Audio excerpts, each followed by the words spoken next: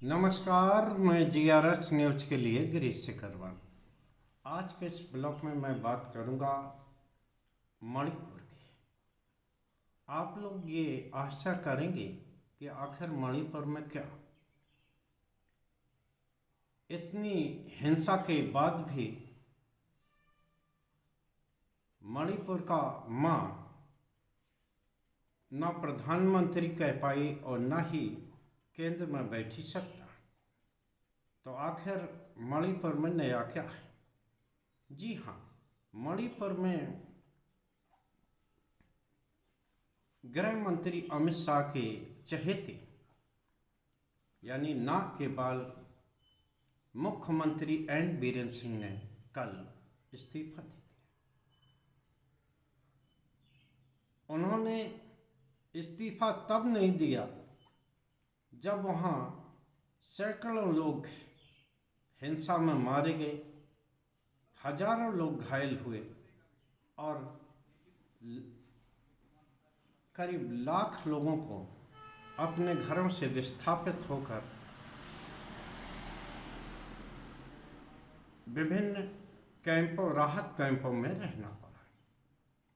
आखिर इसका कारण क्या है, इसको लेकर भी हम आपको जानकारी देंगे। और मैं यहाँ पर दिल्ली के जो चुनावी परिणाम आए हैं, जिसमें कि भारतीय जनता पार्टी का 27 साल का सूखा खत्म हुआ है और उनकी 2/3 बहुमत से सरकार बनी है, उसका असर ये हुआ कि पंजाब की आम आदमी पार्टी की सरकार भी अब डामाडोल होती समझ में आ रही है, क्योंकि मुख्यमंत्री भगवंत मान ने अमित शाह जी से मुलाकात की है और ये भी एक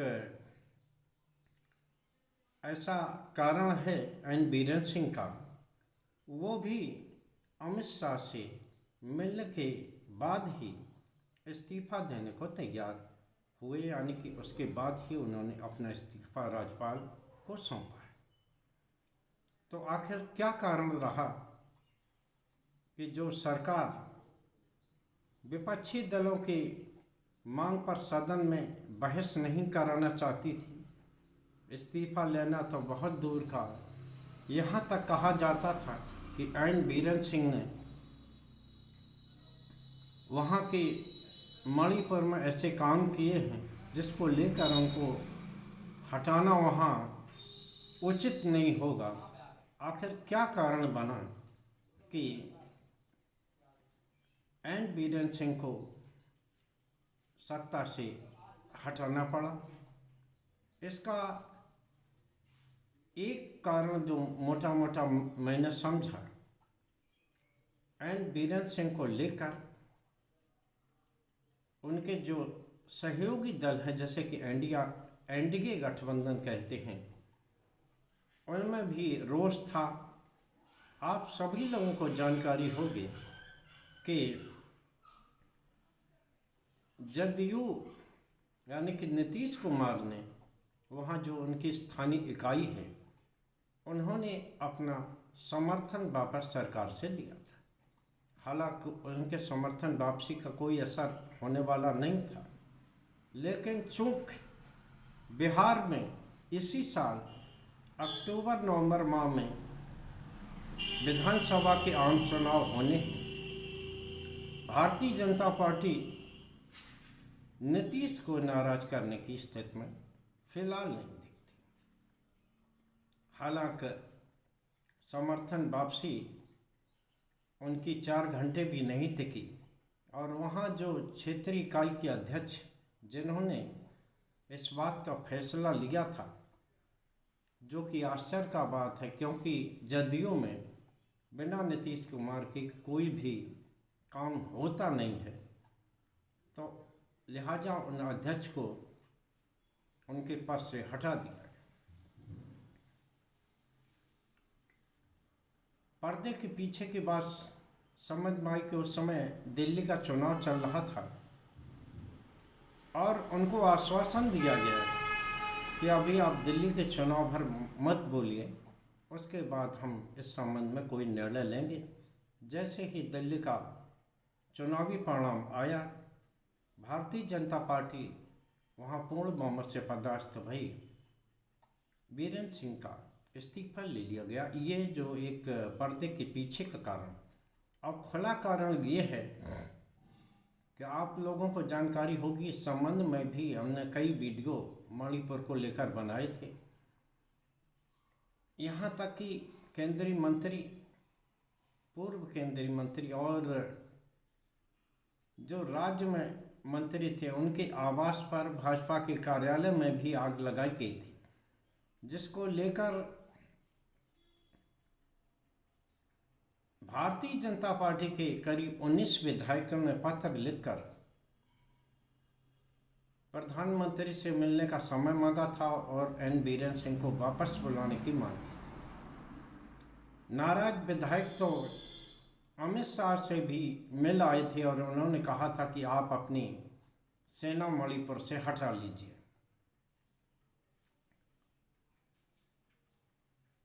और आज जो सत्र मणिपुर में शुरू होने वाला था, आज ही कांग्रेस अविश्वास प्रस्ताव लेकर आई थी और भारतीय जनता पार्टी को ये डर था कि अगर नाराज पार्टी विधायक अगर मतदान कर देते हैं तो सरकार न सिर्फ गिरेगी बल्कि असहज स्थिति का सामना भी करना पड़ेगा, जो राजनीति के हिसाब से ठीक नहीं होगा। क्योंकि दिल्ली में चुनाव परिणाम आया और तुरंत ही एक सरकार मणिपुर की भाजपा की कम हुई, तो ऐसे में कोई परसेप्शन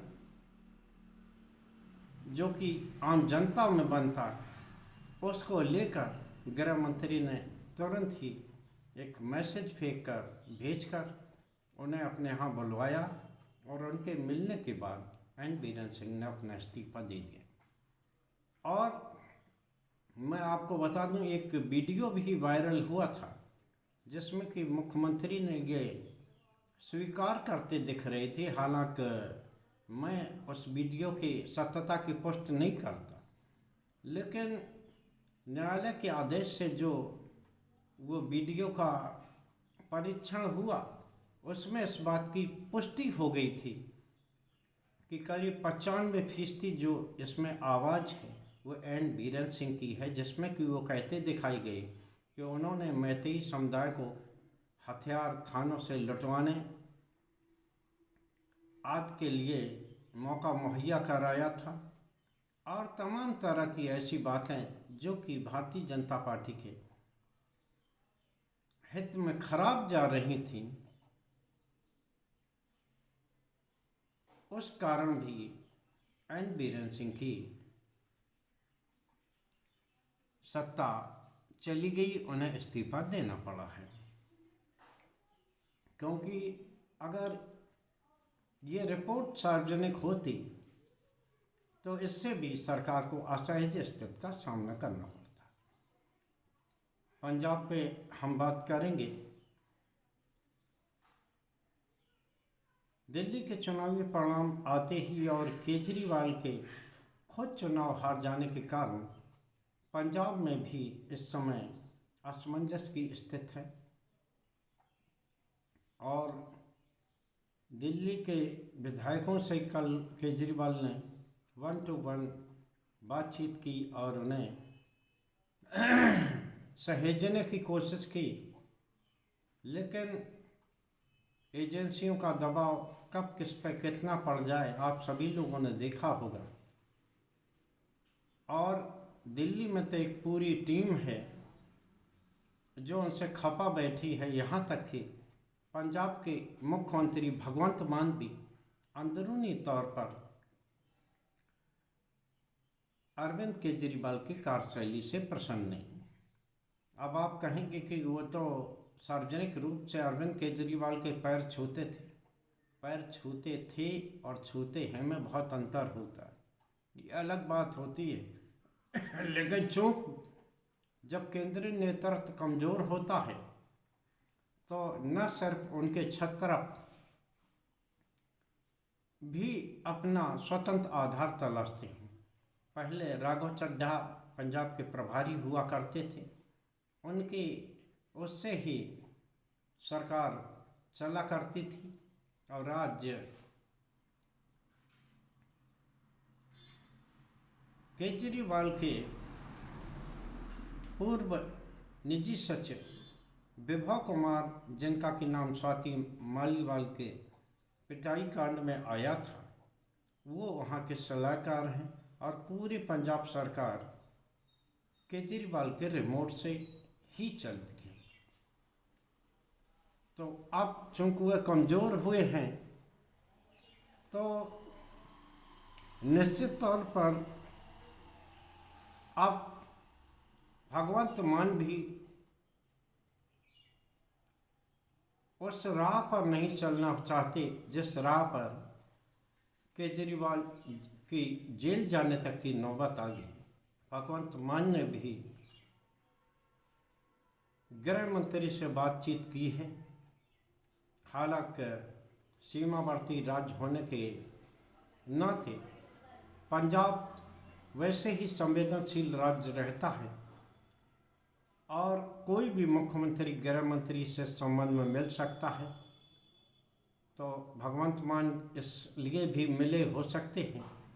लेकिन जैसा कि अंदरूनी सूत्र जानकारी दे रहे हैं कि भारतीय जनता पार्टी का अगला कदम पंजाब में ही खुद का आधार तलाशने का होगा और न तो भगवंत मान अरविंद केजरीवाल के सरीखे जेल जाना चाहते हैं और न ही वो केंद्र सरकार से टकराव के मूड में है, क्योंकि लगभग आधा कार्यकाल उनका निकल गया है और भगवंत मान चुनावी राज्यों में और दिल्ली में ज़्यादा रहे बनस्पति पंजाब के, यहाँ तक कि उनके खिलाफ भी वहाँ असंतोष फैल रहा है। उस असंतोष को कम करने और इधर केंद्र से टकराव को टालने के लिए उन्होंने अमित शाह से मुलाकात की है।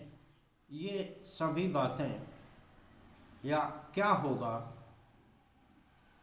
ये देखने वाली बात होगी, लेकिन जिस तरह से केजरीवाल दिल्ली में अपने उस क्षेत्र में जहाँ का मॉडल पूरे देश में लेकर वो बेचा करते थे, अब आम आदमी पार्टी में विभाजन हो, भगवंत मान अपनी अलग रास्ता चलते दिखें तो आप सभी को अचरज नहीं होना चाहिए, क्योंकि कोई भी संघर्ष करना और खासकर इस राज्य के कार्यकाल में जैसे कि मुख्यमंत्रियों को जेल भेजा गया, कोई भी मुख्यमंत्री जेल जाना नहीं चाहता।